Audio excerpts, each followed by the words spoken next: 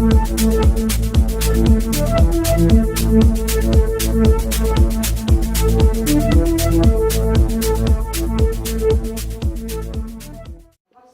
of the Department of Public Expenditure and Reform in relation to PPPs, and particularly the role of the Economic Evaluation Unit there? You asked where is the Department of Public Enterprise on this. Most of the PPP function in Ireland now is run out of the National Development Finance Agency. They're overseen to a degree by DPE, and I believe that the Economic Evaluation Unit is to produce some reports on how PPP is performing. I haven't seen them yet. The CNAG, as I mentioned in my presentation, has done so.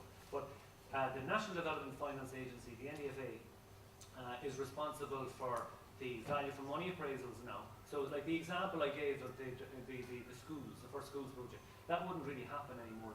There are rules and there are guidelines in place that are enforced by the NDFA. They're designed, they come from Department of Finance, but they're implemented by the NDFA. And they would have, one would expect that they are pretty well resourced. People are definitely well paid down there, and you'd expect that they're paid because they have the skills to appraise these projects, to run the procurement processes, and now to manage some of the projects. This is a new thing that's only just started. They're going to manage some of the schools' PPPs. In relation to the PPP issue, it's all about ideology, really. It's driven by ideology and a belief that the private sector is good and the public sector is bad. The point made by Sean this morning. Think back to the Westling Bridge. We handed over the Westling Bridge. Some of you have forgotten that place out in the west. And we handed it over to a private developer who made an absolute fortune over a period of 10 or 20 years.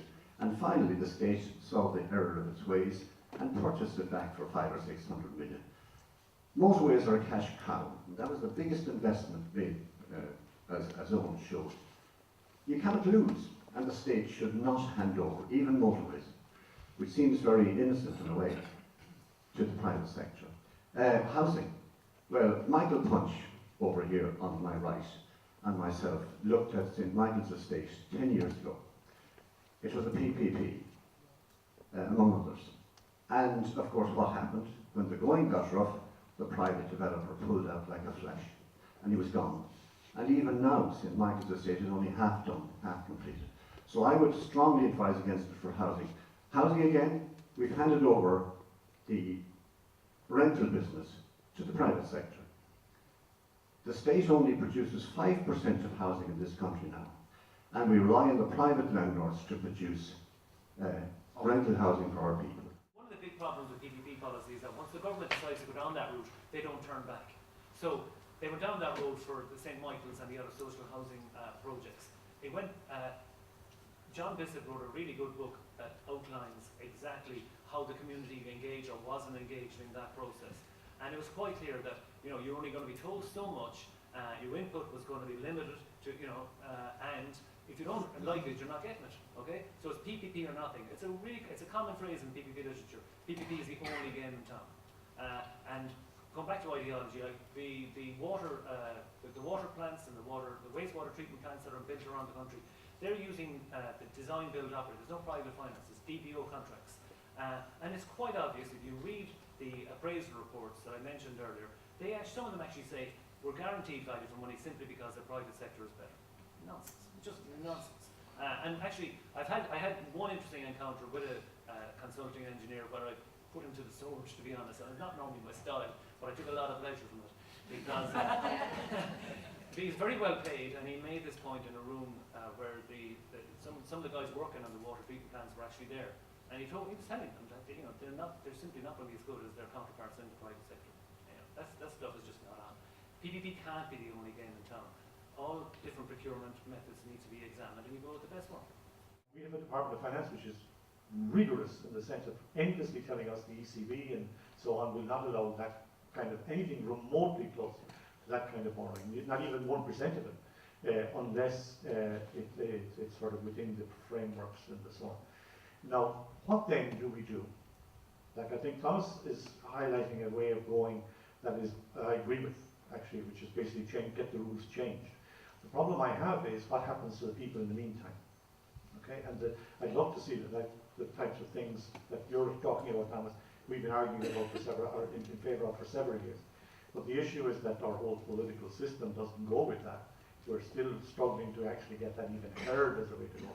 In the meantime, is there a way, like if we wanted to finance and produce social housing on a scale required to deal with the scale of the problem, how do we do it? When you put up the point about off-balance sheet financing, my antenna came up, but I fully understand where you're coming from. There's no alternative other than changing the rules, which makes most sense, and that's been called for at various levels for a long time, that the rules make absolutely no sense. You're stuck with going down with the route of using the private sector and models like PPP. And then the question really is down to, will you actually get value for money? And it goes back to the point then about what you need is a really strong institutional setup where you have people on the public side of the contracts who actually are trained to deal with these hawks from the private sector. It's a very, very basic, we'll say, asymmetric situation. You've got profit maximisers on one side of the contract, and you have people who are supposed to serve the public interest on the other side. If the public sector are not up to scratch, they will be eaten alive, and it actually does happen. That's how it actually works.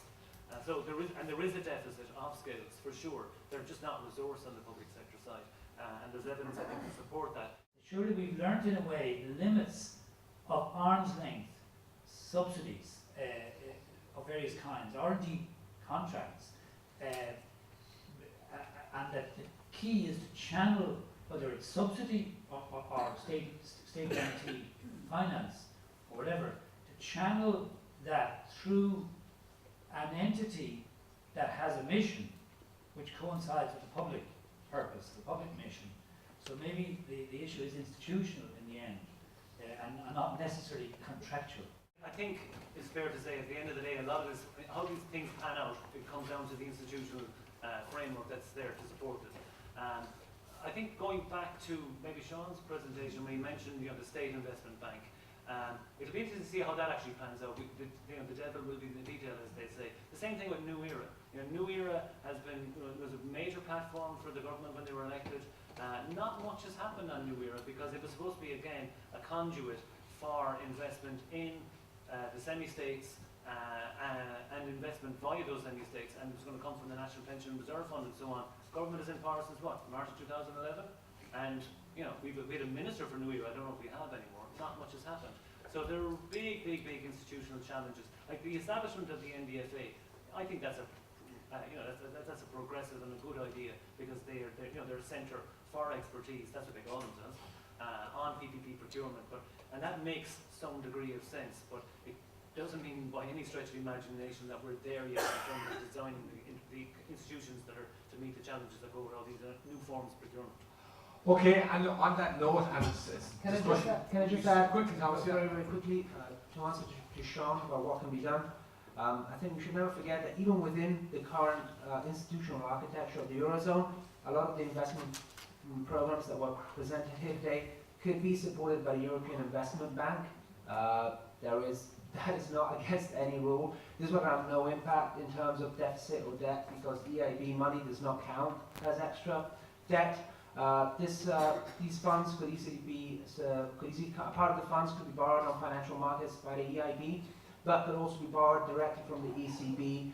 This would not be against the rules either. So this would be a quantitative easing, that would be for the people, for the economy, and would have a direct impact on the economy. This could be done. There's nothing against this in economic, moral, or legal terms. It is pure ideology and class interest, I think, to forget that there is this option there. But we should not forget this as activists and campaigners, I think.